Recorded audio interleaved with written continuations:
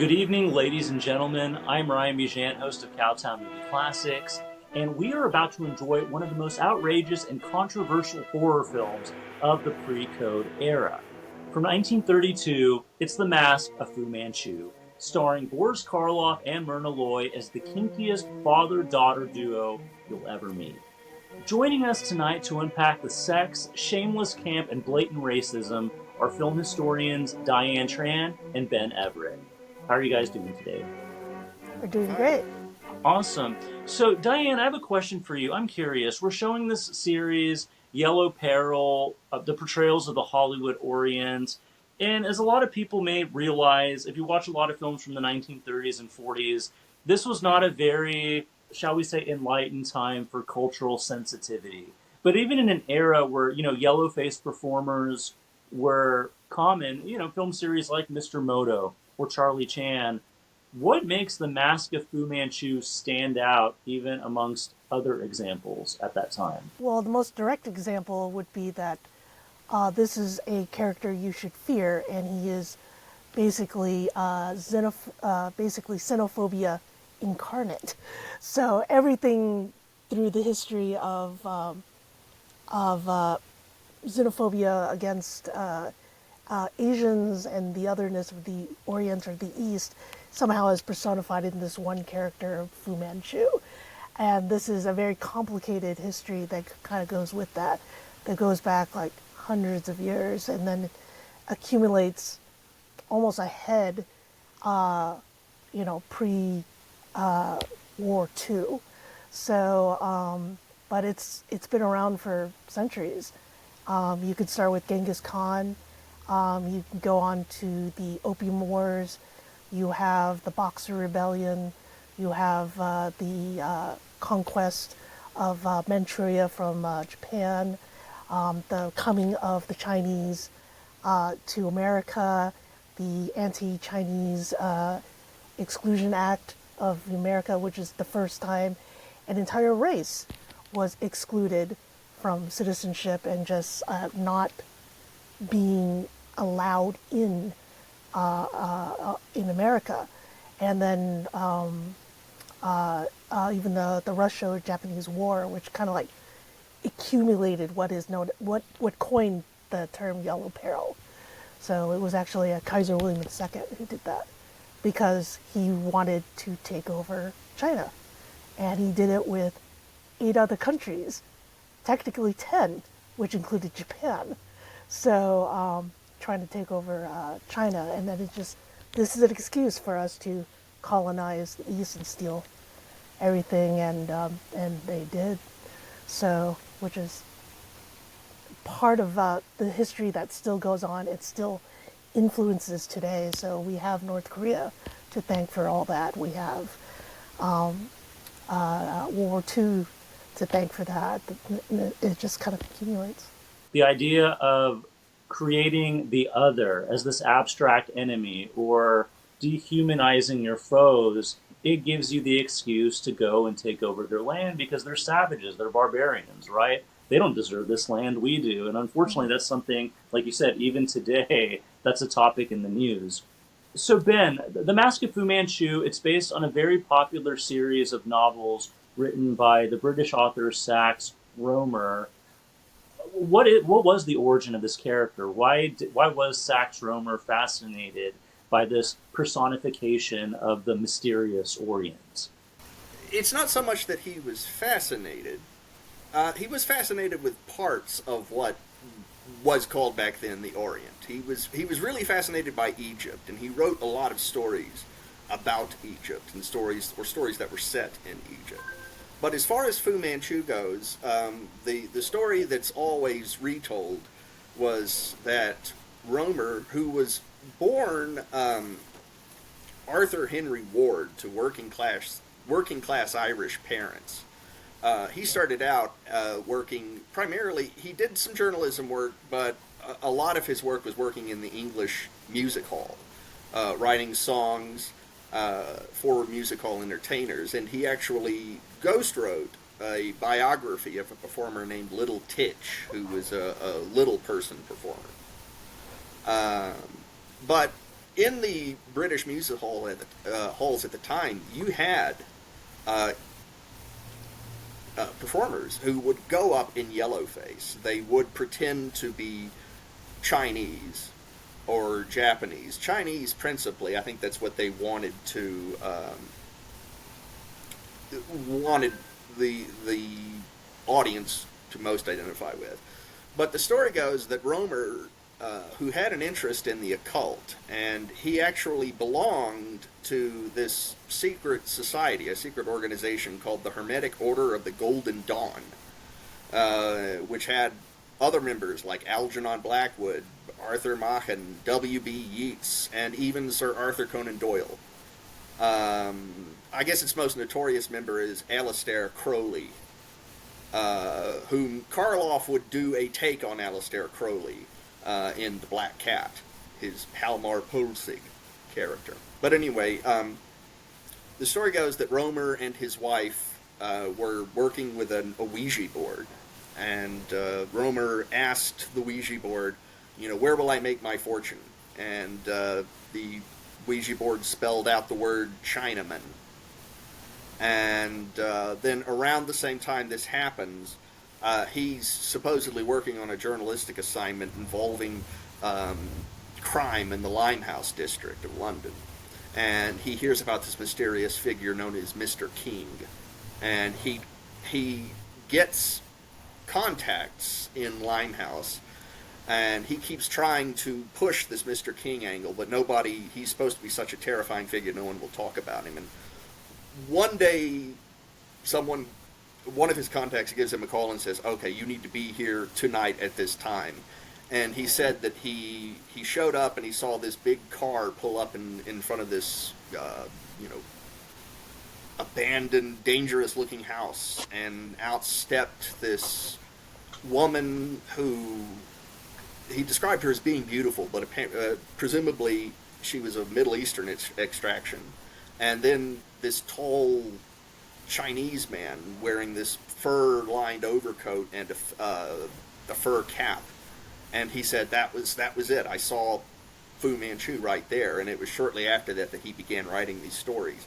He was actually capitalizing on a trend that had been around for a while. I mean, at least in terms of British literature, you can trace the whole idea of China and or Chinese immigrants, because it wasn't just China as a colony. It was the fact that countries like the UK and the US were experiencing these huge waves of Chinese immigrants who were fleeing the country. And you were hearing the same things then that you're hearing today. They're bringing illness, they're bringing drugs, they're going to take our jobs. And it actually goes back to Charles Dickens' unfinished novel, The Mystery of Edwin Drood. That has a lot of these, sinister Chinese, sinister Oriental elements. And Rohmer, he didn't invent this, but he followed a trend, and he just happened to be the best at it. He admitted that he knew nothing about China or the Chinese, but he had a very fertile imagination, and he put together a character in Fu Manchu that is a prototype for almost every supervillain that you can imagine who came after. He's not the first supervillain. Rohmer was also heavily influenced by the Sherlock Holmes stories. And everybody knew about Professor Moriarty. And he felt that Conan Doyle made a mistake in getting rid of Moriarty, that Holmes needed an archenemy. And so he wanted a reoccurring villain. Whereas Conan Doyle's attitude was, if Moriarty, who only really appears in one story, if Holmes doesn't fail to stop him, then Holmes is a failure as a character. He can't not stop the bad guy. There were precursors to Fu Manchu, like Guy Boothby, an Australian author. He came up with this character, Dr. Nicola, who's similar. to Fu Manchu in some ways. I don't know if Rohmer was familiar with that character or not. He may very well have been, but he gives us these books. As I mentioned to you prior to this session, when I read these books for the first time, coincidentally, I read them for the first time in 2020 while we were in lockdown from the coronavirus, which, of course, is supposed to have originated from China. It either, the two theories are it came out of a Chinese food market from people eating infected animals, or I think it was a bat, or that there's this lab in Wuhan that they were either careless or they deliberately released it. And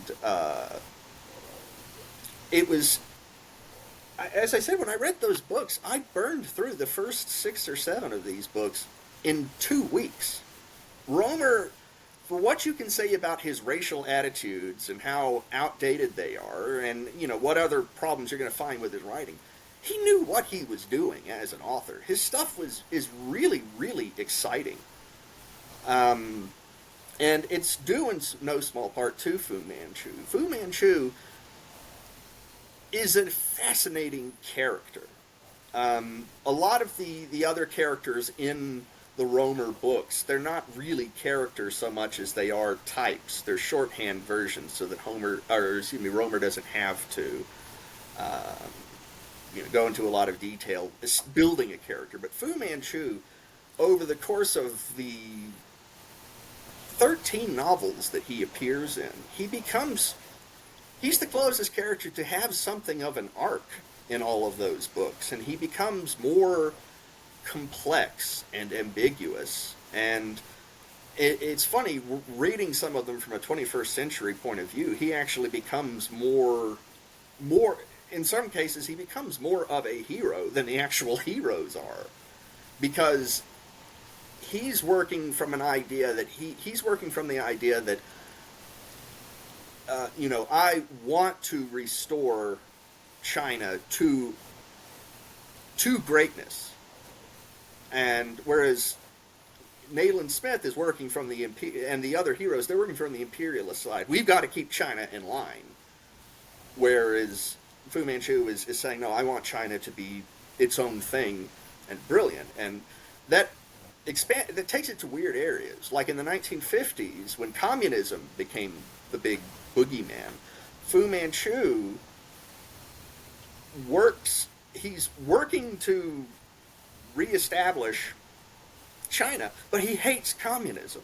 So the heroes both share a common purpose, and that they both hate communism. So Fu Manchu is trying to get rid of communism in the country, while also doing things that, according to Nayland Smith, who is the big hero in all of these books, would be very, very bad if he succeeded. As you mentioned earlier, there were certainly predecessors to Fu Manchu's villainy. Certainly Professor Moriarty from the Sherlock Holmes stories. But as you said, I think the reason Fu Manchu is so influential and surpasses Moriarty is because for the first time you have this evil mastermind who operates this underground criminal empire. He's got henchmen. He has secret lairs. He's building some kind of death ray, right? So really, if you look at the DNA of Fu Manchu, if it wasn't for him, you wouldn't have characters like Lex Luthor, Blofeld from the James Bond stories, Dr. No. And in a lot of ways, Sax Rohmer really created this ultimate supervillain, which, if you look at the novels, these are Fu Manchu stories. The villain is more interesting and appealing. They're not called the Sir Dennis Nayland Smith adventures. They're called, it's the Fu Manchu canon. So he's certainly a fascinating, appealing character. And there have been so many iterations throughout the years. Prior to this film from MGM, you had a trilogy of films from Paramount starring Warner Oland as Dr. Fu Manchu. The third film, Daughter of the Dragon, even stars Anna May Wong, who was actually of Chinese descent, as his daughter. So he was a thoroughly... That's a really interesting movie. That one's almost as outrageous as this one is. That one is a lot of fun.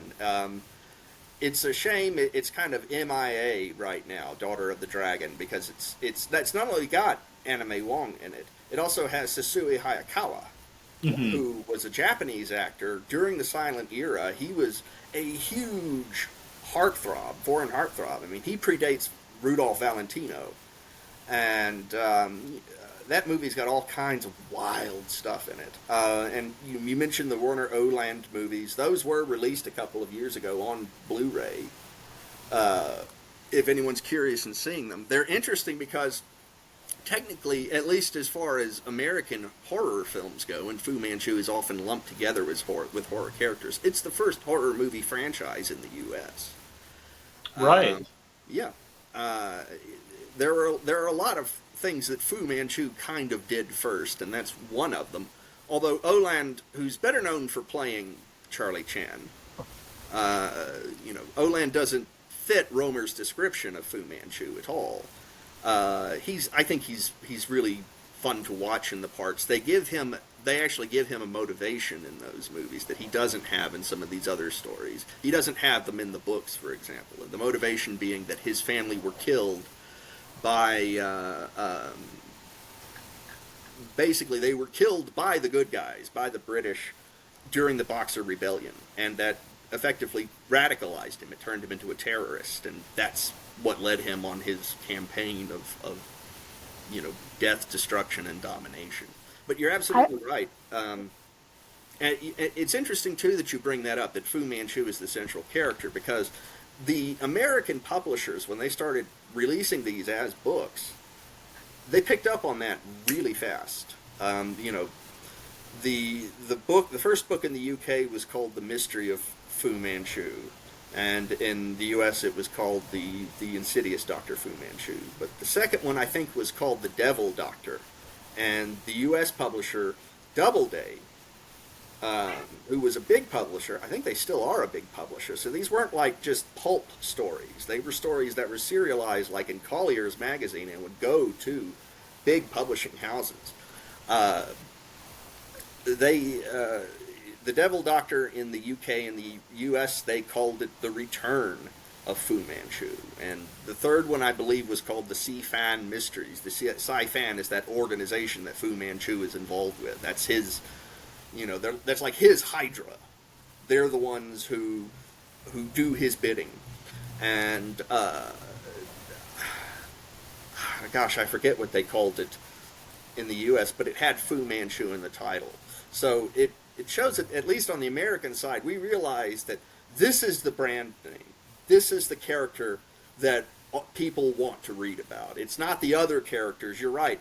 Rohmer wrote a few short stories that involved Nayland Smith that were not connected to Fu Manchu at all. And no one was ever in a great rush to read those or seek those out. But every time he needed money, he put out a Fu Manchu book, and they would always wind up on bestseller lists. So, I always found it interesting that the name Fu Manchu, because it just sounds so Chinese when really he's not. So it's because the word Fu, kind of depending on which version it is, can mean lucky, and then Manchu are actually not a race that was technically Chinese. They were more like northerners, so or like the Mongolian kind of types, that a tribe that kind of came down. And I always thought it was really fascinating that he wants to like supposedly bring China back to its glory, but then again you're like, you're not technically Chinese. So that's working off of the fact that by his own admission, he didn't know anything about China. And I know. We mentioned Mr. Moto earlier. It's the same thing, John Marquand. Moto is not a surname in Japanese. You can have a person named Yakamoto, but just simply Moto itself, that's not. It's like saying, let's say your surname is McAllister. That's like saying, well, you're just giving them the surname of Mick. It can be part of a name, but it's not a name in and of itself. And again, that's just ignorance on their parts. And it's interesting you bring that up, Diane, because Rohmer And he starts doing this as early as the 1930s. He starts planting the seed of the idea that Oh, perhaps hello? Fu Manchu isn't. Uh-oh. Did we lose Ben? I Am think I we lost still here? Ben. Okay. Oh, okay, back? now I can hear you. Yes. I can hear you now. You want me to kind of go back a little bit? Oh, well, what were you going to say? Just your last point. You said Romer. Well, what I was going to say is that it's interesting that Diane brought up the fact that he's the kind of how his name is so odd, because Romer sets this up as early as the 1930s that Fu Manchu may not actually be Chinese. He might actually be a reincarnated Egyptian pharaoh. And that's something he Oh yeah, that's plays right. with Oh, wow. more in the books. And I don't know what spurred that on as far as he goes, because, we're talking about the film The Mask of Fu Manchu today. This was a movie that generated a lot of controversy within Chinese communities at the time, understandably. I mean, Chinese, they were getting, you have to remember, Japan invaded Manchuria the year prior to this. And here we've got this movie that is really demonizing China and the Chinese, and they were getting, China was contacting the State Department, and they were saying, can we try to dial this back a little bit? Maybe not have so much, Fu Manchu stuff. You mentioned Charlie Chan earlier. Well, China and the Chinese, they loved Charlie Chan. And that was sort of what Earl Durr Biggers wanted to accomplish. I want an Asian character who's not Fu Manchu. He's a good guy. And they loved that. They even made their own Charlie Chan movies in China. They did, and what's really interesting is that a lot of people kind of like dial down, oh, it's very insensitive. But the thing is that after you have so much of Fu Manchu being this huge character, finally like, oh, he's a police officer. He's an honorable man. He works for the state. He's catching bad guys, which generally are Caucasian and often rich. Also, so you're there. He's, protecting the little man, the common person, and he also is protecting a young man and helping him on romantic adventures. So he's kind of like a Cupid in a way. So there's always these kind of like connotations. So this is like a hero. He is a person who is honorable. He's the one who follows the law. He's doing all these great things. And Moto was the James Bond without the women. So he's protecting the intelligence and protecting trade and saving countries from war. So that's another version of that. But It's, Oh, no. they're it's portrayed also by interesting- Oh, go ahead. Nazis. But they're in yellowface, It's and that's interesting kind of too. where you. So I'm sorry, I keep cutting you off, Diane. okay. It's interesting, too, that this is not the only time that Karloff would appear in yellowface. A few years after these yeah. movies, he's going to start doing the Mr. Wong movies. Mr. Yes. Wong being a Charlie Chan knockoff, and he does, I think, 4 of those. Yes. So it's also interesting too. MGM to sort of apologize for this movie a few years later would do The Good Earth, except of course they cast in that movie they cast Austrian actors in all of the principal Asian roles, because they actually did consider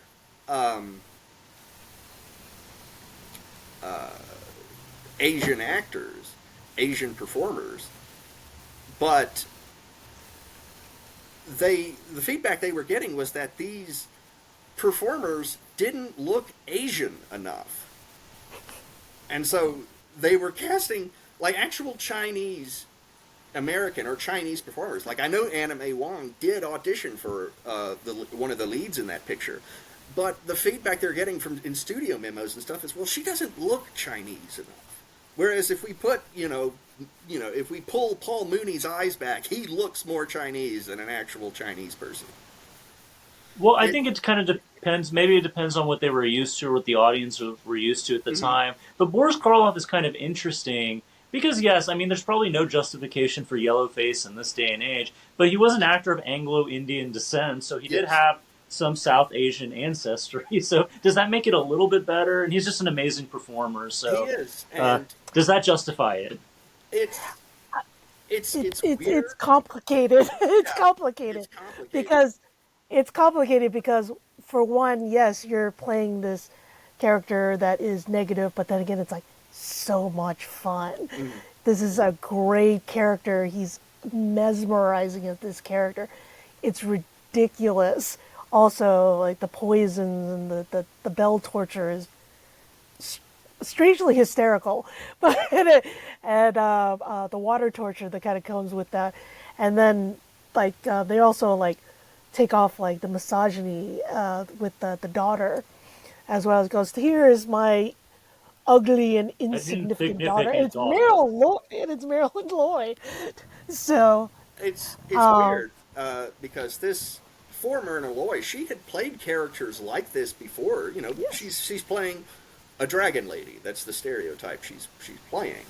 And she, if you, there's an earlier picture called 13 Women where yeah, she's playing. She's not playing a Chinese character. It's never explicitly specified where she comes from in that movie. But she'd been wronged by these 13 women during their school days, and so she's systematically tracking them down and killing them. But she and Boris, as far as this movie goes, they were the only ones who kind of really got it because this was a very troubled production. Um, they had one director on, Charles Vidor, who is credited as the director, but they fired him early on because they didn't like his footage. So they brought in another guy who directed most. If I think they scrapped his footage actually, and they brought in another guy, Charles Brabin, to do it. And so this is all Charles Brabin's movie, even though Vidor still gets the credit. But the famous story was that Karloff shows up and he asks for a script, and the person he asks just laughs at him because they didn't have a script yet, and they would get new pages every day, and he said it would facilitate between Oxford English and Pidgin English, and getting into that makeup it took 2.5 hours to get him into that makeup, and I don't know how he felt about the man personally, Cecil Holloway, but he thought the makeup was silly. That was his whole reaction to this, and that was Myrna's reaction too. Was that this thing is ridiculous. Um, I when he was asked would people be offended by it, he said, "I don't see how they possibly could. This whole thing is so over the top and silly that I can't imagine anyone seriously feeling upset by it." Which, that he was wrong. Of course, in the 1970s, I forget it was not a Chinese American, but Japanese American special interest group. This film was going to be shown on television, and they protested, and they had the movie pulled, and for a long time it was out of circulation. And when it would play, it was missing footage because Warner Brothers went in MGM went in and actually cut some certain salacious bits, racially salacious bits, out of the picture. And it wasn't until the 1990s that those began to find their way back in. And I know the version that you're showing this evening is the one that is complete and uncut, and it's got some of the most wildly over the top racial dialogue that you'll ever hear. But it's stuff like, kill the white man and And take breed his his woman. women. won't take his woman. Yeah, Yeah, and Myrna Loy said, famously, because she'd been reading Sigmund Freud at the time, she famously said that, hey, she's a sadistic nymphomaniac. Is that how you want me to play her? Because there's the scene where she gets the male hero, this Granville character, Terence Granville, that she gets him, and has him stripped to the waist and watches as he's beaten, and she's going, faster, faster. And she Which has, is interesting. yeah, And it's interesting because, and it goes, he is not, what is it? He is not, he compliments like on his beauty. He's yes. not like on his beauty, and he goes, before white man, you see somebody, and then there's a scene where Karloff like strokes him for a while, and it kind of comes out as kind of a little homoerotic right there. Yeah. And yeah, so that's something that's just another thing that they just kind of had to Yeah. layer to add to that. It's interesting too, because this film in a way helped to cement an image of Fu Manchu that is not the Fu Manchu of Rohmer's books, because Rohmer's Fu Manchu would not do stuff like stroke the male hero and be as openly sadistically gleeful as he is in this picture. He's more, for what he represents, he's actually subtle in many ways. He's stoic. He's stoic. Yeah, he's very stoic and subtle, and he's very stoic. Whereas Boris is playing him almost as more of a he's almost like a cartoon or a comic book villain in this picture. You know, speaking of that, and speaking of Fu Manchu's relevance in the 21st century, so this is a character who lives on in many different incarnations. He's been adapted to various mediums. I think it should be noted that there is even a Fu Manchu in the Marvel Cinematic Universe. Yes. In the film Shang-Chi and the Legend of the Ten Rings, in the original comic books, Shang-Chi, the Master of Kung Fu, was written to be the son of Dr. Fu Manchu. But eventually, the rights from the Rohmer estate expired, so now anytime Marvel wants to reprint it, they have to license the character from the Rohmer estate, which is why in the film, you still have, he's still the son of this megalomaniacal, immortal warlord played by Tony Leung, but instead of Dr. Fu Manchu, the character's name is Zhu Wenwu. So, same amount of syllables, he still performs the same service to the story, and they've had to distance themselves from that character, to appeal to the modern sensibilities. I believe that he earlier on had a different name. It was like Yellow Claw or the Golden Claw. And then There's so many. Yeah, there's so many different. Yeah. Right, like I think in the 50s, Marvel had a character, and this predates like the Marvel era, but in the early 50s there was a character called the Yellow Claw, and most notably in the 60s, when Marvel was trying to come up with an arch enemy for Iron Man, you have the Mandarin, who was very much styled as this evil Chinese warlord with magical rings. He was very much a Fu Manchu character, but obviously that's really interesting. And then there's also the Shadow, because the Flash has Ming the Merciless. You also had you also had the Shadow character as well, went against John Long's character in the movie. There's like Shiwan Khan, who's the descendant of Genghis Khan. Yeah, so that's another like one right there, and a lot of people actually complained about the entire cinematic universe with Sir Ben Kingsley being the Mandarin, and then suddenly became Tony Leung. Like he's the disguise, and then now the real one's coming out. I'm like, so he's a tricky character because in the comics, the Mandarin is like Iron Man's arch enemy. He's like the Joker, but obviously he's a character that has that baggage that makes him very, very difficult to incorporate into something like that. You mentioned the Yellow Claw earlier. I remember I used to have some Master of Kung Fu comics that would have reprints of the Yellow Claw comics in them. And the Yellow Claw, they actually brought him into the Marvel Universe.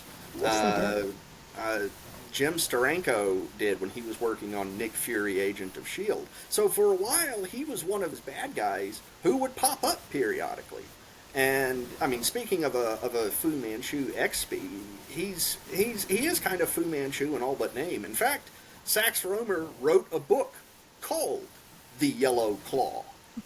That it's not a Fu Manchu book. It's a story about sinister goings on in Limehouse, but he wanted to tell it in a more grounded and realistic way, whereas the Fu Manchus are definitely occupy the realm of fantasy. In fact, you have a character in that book, Mr. King. Yeah. Although it's interesting, he wrote a follow-up to that book called The Golden Scorpion, and Fu Manchu makes an appearance in that book.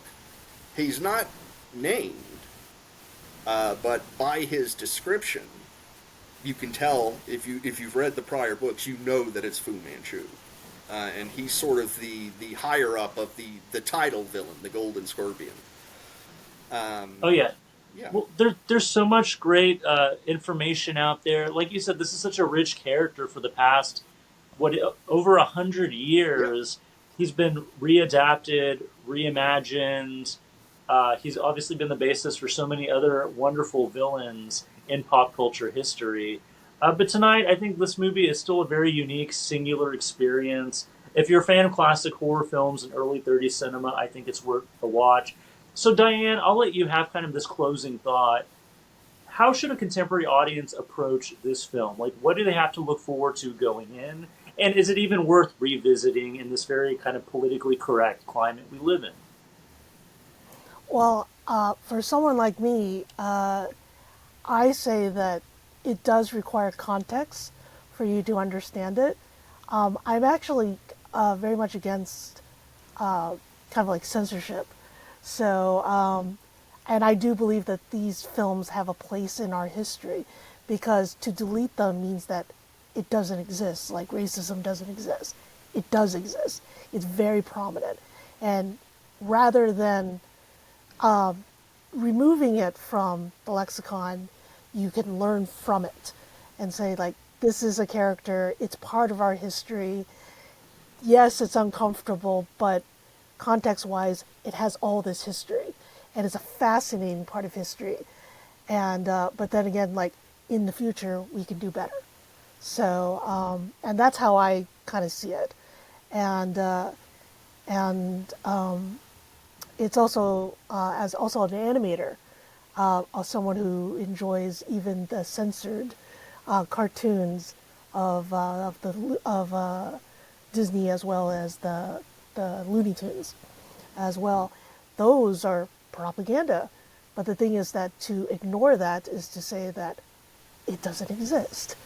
And rather than saying, like, oh, we're going to have to hide this because this is a terrible part of history. History is not roses.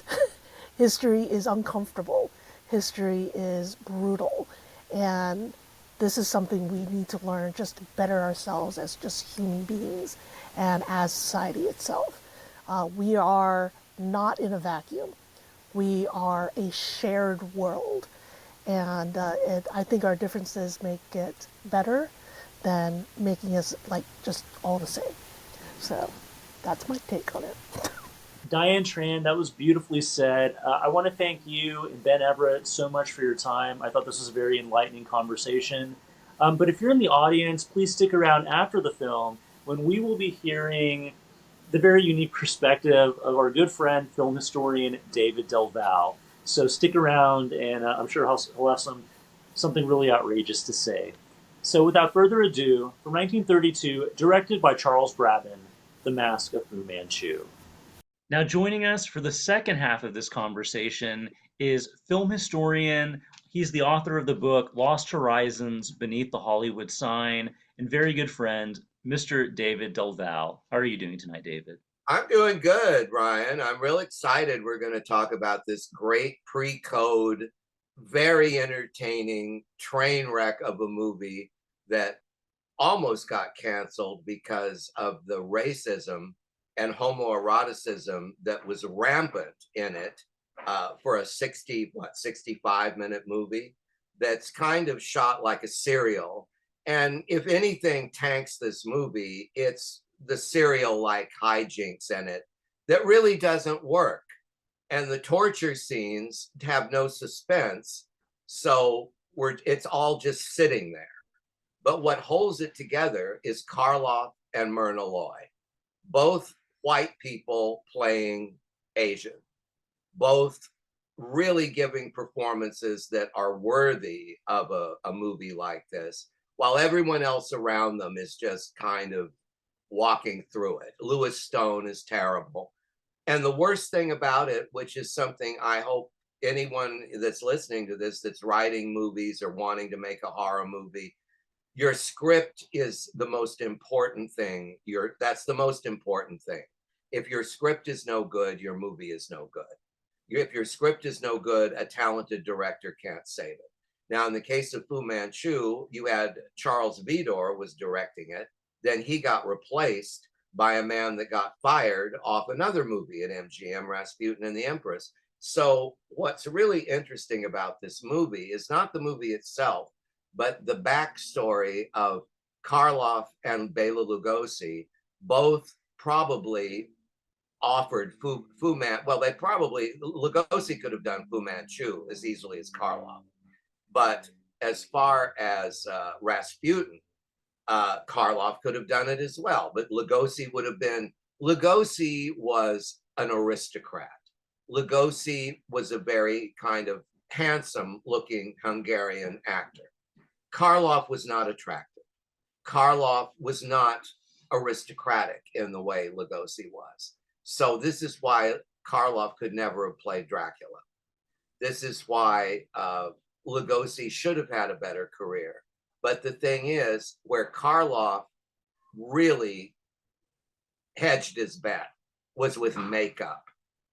Karloff was like, he realized, learning from Lon Chaney, that makeup, if you are the new man of 1,000 faces, and if you notice, when Dracula came out, Lugosi was the biggest star there.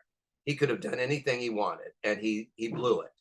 Because Lugosi didn't want anything to interfere with his face. That's why he didn't want to play the Frankenstein monster.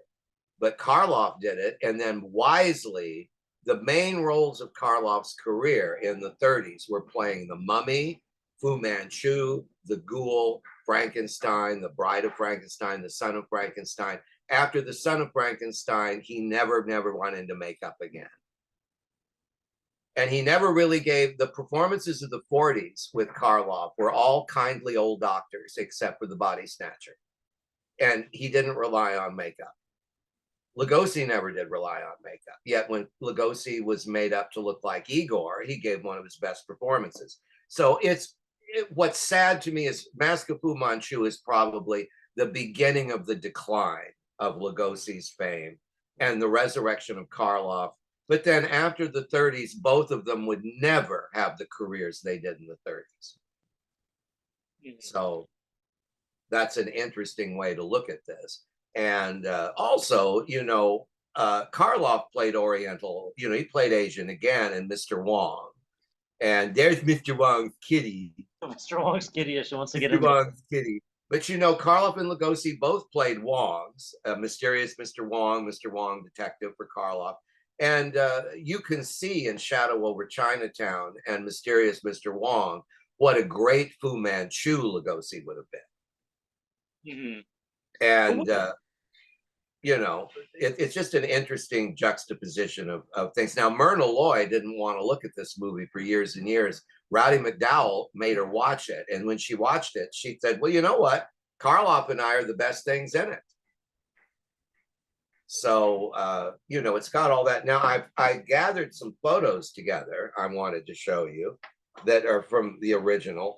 Now, here is one of the set stills. And, one of the things about Mask of Fu Manchu are the great sets and costumes. By Adrian did the costumes and Cedric Gibbons did the sets. This is the final still. This is at the end of the movie. And as you can see, all of the characters, Charles Starrett, Myrna Loy, Karloff, and there's the death ray.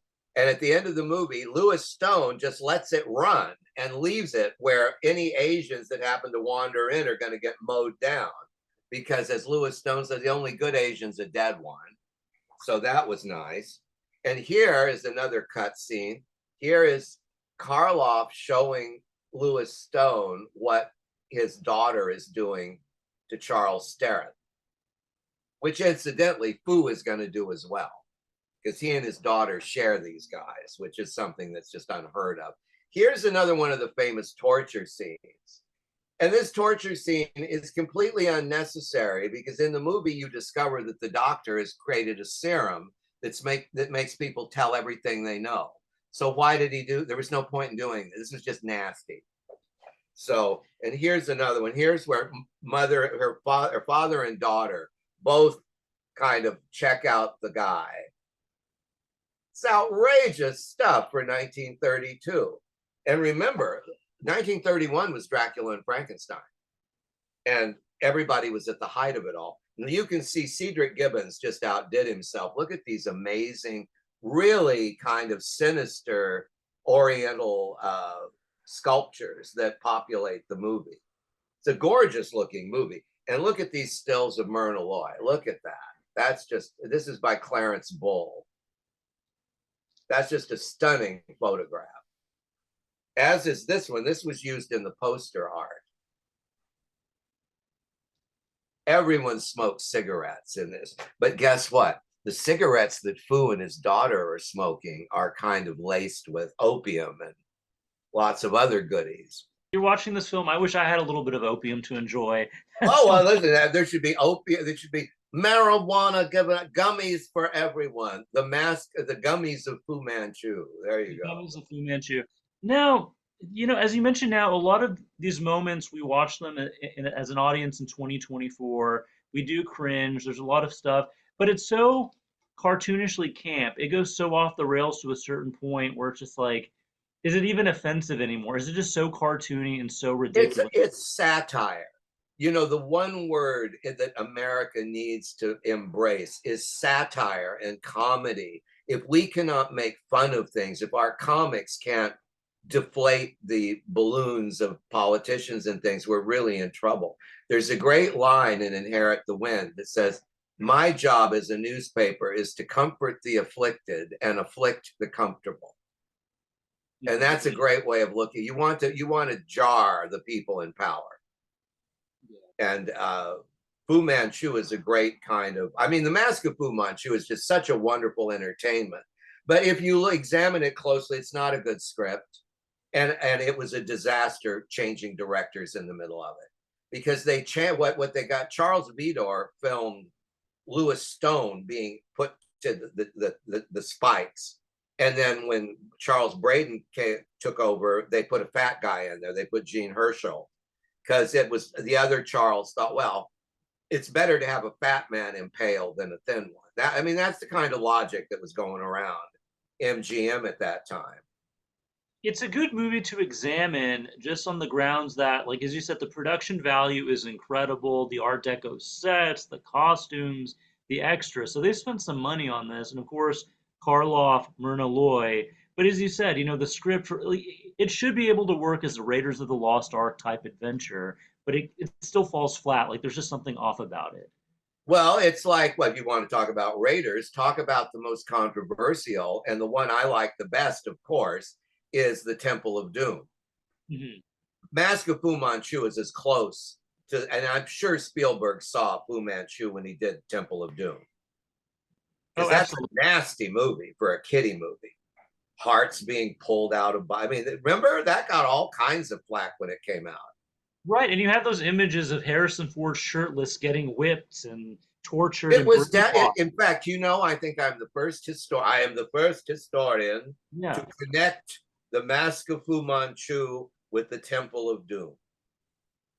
It's interesting. That's the second time this came up. Jonathan Rigby connected the Temple of Doom to Legend of the Seven Golden Vampires. So Spielberg was stealing. Well, that's a short trip. No, he's right. Jonathan's completely right. Right. But I hadn't thought about it till now.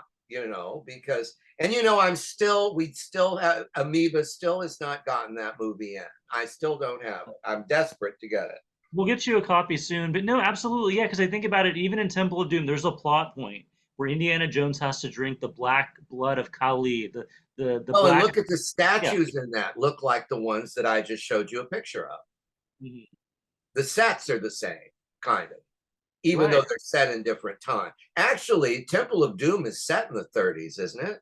1935, yeah. So I don't know why no one's talking about the Mask of Fu Manchu but us. But yeah, I think that Spielberg probably did, don't you? Oh, absolutely. Huge And film buff. You know he's seen all this stuff. you watch all these movies, even you watch like Indiana Jones and the Temple of Doom. It's Gunga Din meets the Mask of Fu Manchu meets Lost Horizon. It's all there. Yeah, and the Lost Horizons is the musical. You know, Yeah, the only Liv Ullmann musical. that's right. Yeah, yeah. We ought to do Lost Horizons is hilarious. It is. I mean, Ross Hunter just went nuts, and you know, Shangri-La looks like a Howard Johnson's kind of nestled into the San Jacinto Mountains, and everyone's got a song. And John Gielgud is in Yellowface. Sir John Gielgud, glad to do it. He picked up a nice paycheck for that. Right. Well, I want to talk about the I want to circle back to the yellow face aspect. So Boris Karloff kind of had an interesting background. A lot of people don't realize he was of Anglo-Indian heritage. So he Well, did have, it was a secret. yeah, And Sarah Karloff acknowledges it now because she's got his skin pigmentation. And she looks almost, who Sarah Karloff now looks like Virginia Christine in The Mummy's Curse. She has a white streak through her hair. yeah. Maybe she is from The Mummy's Curse. I hadn't thought of that before. Sarah Karloff was here before. It's reincarnated as his daughter. Right. I mean, the Mummy's Curse runs in the Karloff family. It really does. Well, apparently, Karloff's mother had an affair with an Indian diplomat or something, and Karloff and some of his brothers are the result of it. Well, you can tell there's photos of Karloff as a very young man. Even as a child, he looks like a little Indian boy. Well, he does. But you see, that's the scandal. That's the Raj. It's jewel in the crown.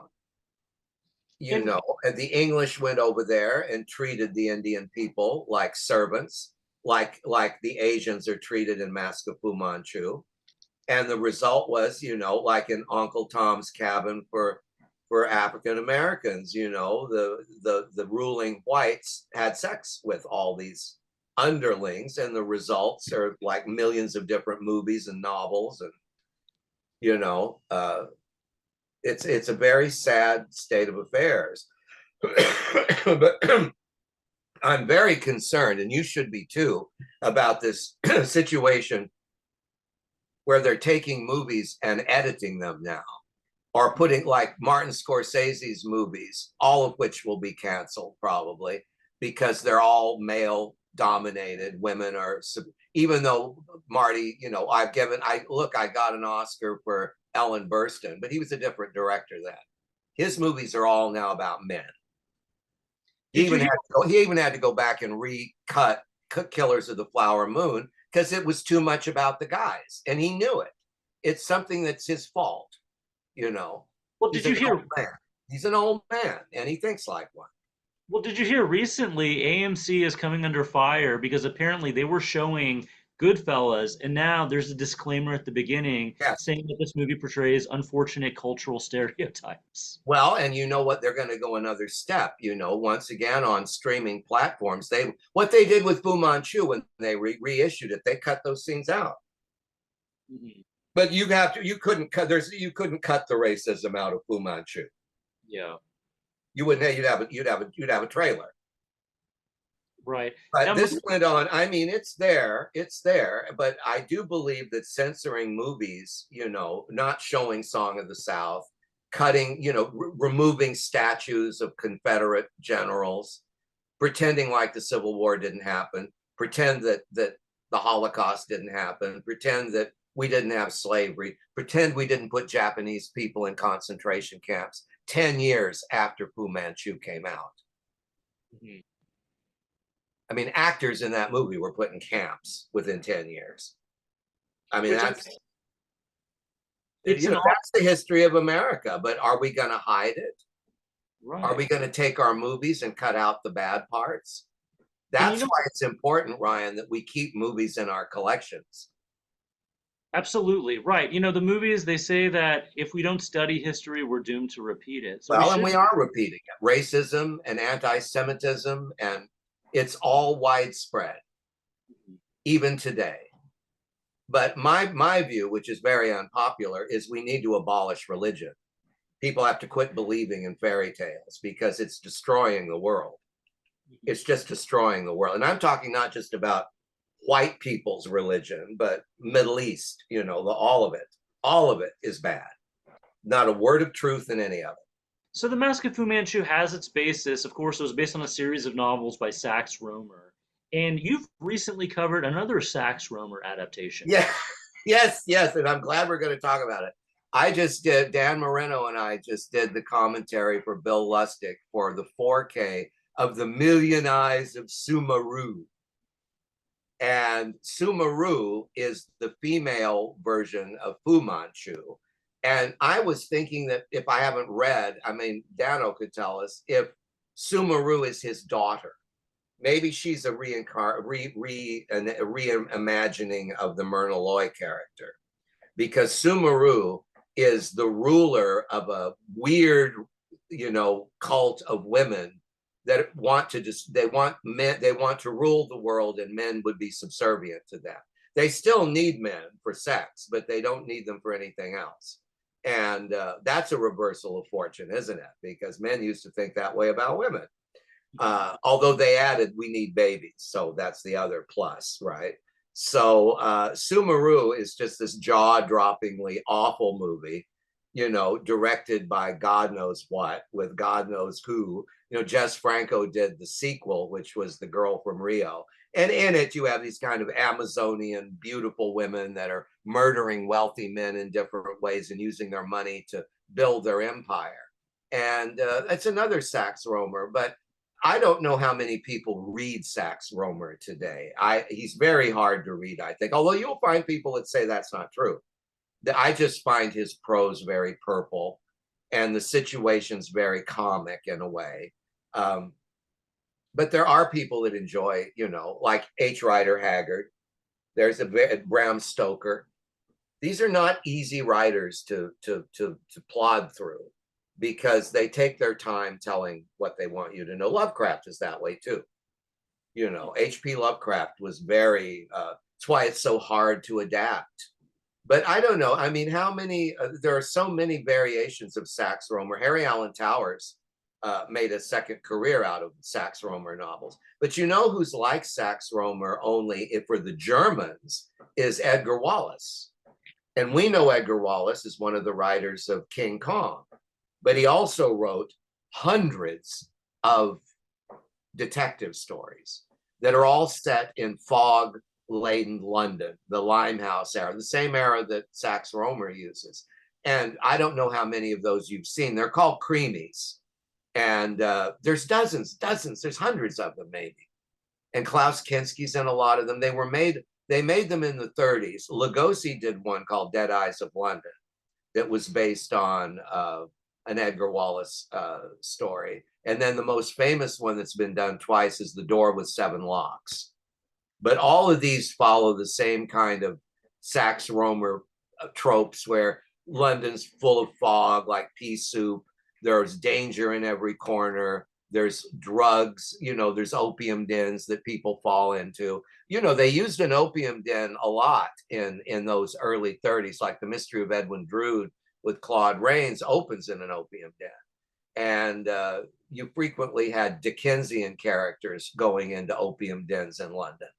But Edgar Wallace made a career of it. And you know what? They're very watchable, and some of the plot lines are like Agatha Christie. They're very labyrinth of details and stuff. So it's all good. But hopefully someone over at Bear Manor or one of those companies that do all these books of movie stuff will maybe do films of Sax Rohmer. Right. And it's almost inconceivable to think of now. The name Fu Manchu has almost faded into obscurity, but at a certain point, characters like Fu Manchu, Alan Quatermain, these are tremendous franchises. All across the world. If they're done right. Cannon Films did nothing with the Quatermain, because they had Richard Chamberlain. But those are not very good, the ones that Cannon did. And they put money into them too, as Richard Chamberlain as Alan Quatermain. Right, but they were so popular, and there's still different iterations. So, like at one point in American history, the name Fu Manchu was as well known as Tarzan or Sherlock Holmes. But Right. as you said, Edgar Wallace, Sax Rohmer, these are very colonial based stories, right? It's about the Well, you can take it right up to Peter Sellers' last movie. yeah. Remember what Peter Sellers, he died making a Fu Manchu movie that pretty much killed the franchise.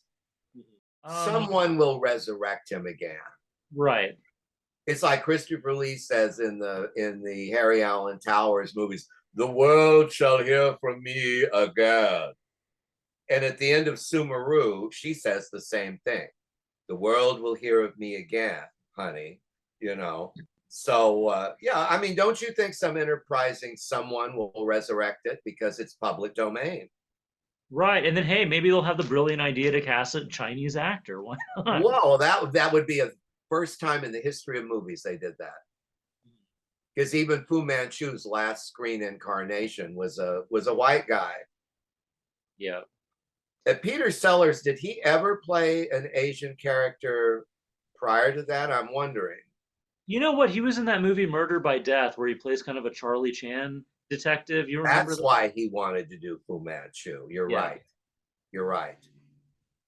Well, I mean, as far as I can tell you, that movie, no one went to see it. And maybe that's why no one's tried to resurrect Fu Manchu.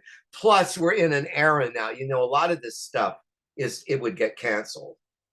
I don't think anyone's going to touch Asian detectives unless they're going to get an Asian to play it. Right. Maybe that would be what would resurrect it. Which they could, yeah. I mean, why not? There's a lot of interesting material, but you can readapt it for modern day sensibilities and make it interesting. Yeah, well, we'll have to see what people, I would much rather see that than another version of Dracula or another remake of Jekyll and Hyde. Yeah. I think that when Hammer Films got Eddie Izzard to do that awful Jekyll and Hyde thing, that they tanked the company again. They don't even realize what made Hammer great. It wasn't doing lame, sexually ambiguous stuff. That wasn't what made Hammer great. And it's certainly not going to resurrect it with that kind of stuff. So I don't think you can't repeat anything that was popular years ago. And that includes old anthology movies. Mm-hmm. I'm working on an anthology thing now, but, we're having to try and do it in different ways because the old Tales from the Crypt, creep show thing is kind of passe. You never know, because I think people like short stories as long as they're compelling and it's wrapped in a very kind of interesting. Oh, that's why people will binge watch cable TV. In other words, you can drag something out 12 hours and they'll watch it. Yeah. So you can adapt novels now and they'll take like 6 hours to do it, but you get everything. Right. Well, you know me, I'm a fan of the Amicus kind of Dead of Night format. I think there's, as long as I am too. But the problem with all those anthology movies is there's usually just one story that's really great and the other two are kind of eh. Mm-hmm. So you want to make an anthology film where they're all good. They're all good, yeah. You're still going to have a favorite, but it's not like, well, the two are really, really dull, but then the middle one's good. That was like Tales of Terror with Roger Corman. Everybody wanted to see The Black Cat with Peter Lorre and Vincent. The first episode, Morella, was terrible. Roger put his girlfriend in it who couldn't act. And The Facts of Mr. Valdemar is okay with Basil Rathbone. But the one where Peter Lorre and Vincent Price have comedy, that's the reason The Raven and Comedy of Terrors got made. So, yeah, I mean, you have to approach these things with a sense of humor. And I think that Peter Sellers kind of had the right idea. But the script was bad and he was dying. He did Being There, a masterpiece, and then he followed up with a kind of joke showing no intelligence whatsoever. Right. It's very weird. And he put his wife in it, they were all doing drugs and everything. Lynn Frederick died after that. That was a very cursed movie, a film motif. And you never hear anyone talk about it. Yeah. Except now. Now we're just now. And the reason we're talking about it is because of Fu Manchu in 32. Right. So, David, do you have any closing thoughts on the Mask of Fu Manchu? Well, I would like to think that the Mask of Fu Manchu will not get, will not get canceled. You know, I hope that people will watch it and enjoy it for the two performances that are terrific of Myrna Loy, who also was great in 13 Women, that was made the year before, or the same year, where she plays an Asian villainess again. So I recommend, if you liked Myrna Loy in The Mask of Fu Manchu, watch her in 13 Women. It's available. It's on YouTube. And for Karloff, this was the height of his career. And he wisely chose to do makeups in the 30s. And that's what he got. He learned from Lon Chaney Sr., you know, do what no one else in town can do. See, now Lugosi should have done that, but Lugosi didn't want to wear makeup. And I guess, you know, that's what separated them, right? In the mid 30s, you know. But both of them, the 30s was the greatest, was the apex of both their careers. And then they lived off the legend of those two movies for the rest of their lives. But I like The Mask of Fu Manchu, and I know you do. And I'm glad we're doing this Yellow Peril, because a lot of these movies, because of the political correctness thing that's going on right now, the Me Too movement and everything, you really don't want to lose these movies, because these movies are a constant reminder of what we did wrong, which we need to be reminded of from time to time. Right. We need to be reminded so we can do better. I mean, I don't want Breakfast at Tiffany's to disappear because of Mickey Rooney. But I'm afraid, unless they cut Mickey Rooney out, and then you don't have a movie. Well, David, thank you so much for your time. It's always a pleasure doing these. Always a pleasure, and I will talk to you again. You will hear, the world will hear from me again. Well, if you're in the audience, I hope you enjoyed The Mask of Fu Manchu as much as we did. Once again, my name is Ryan Bijan. We'll see you next time.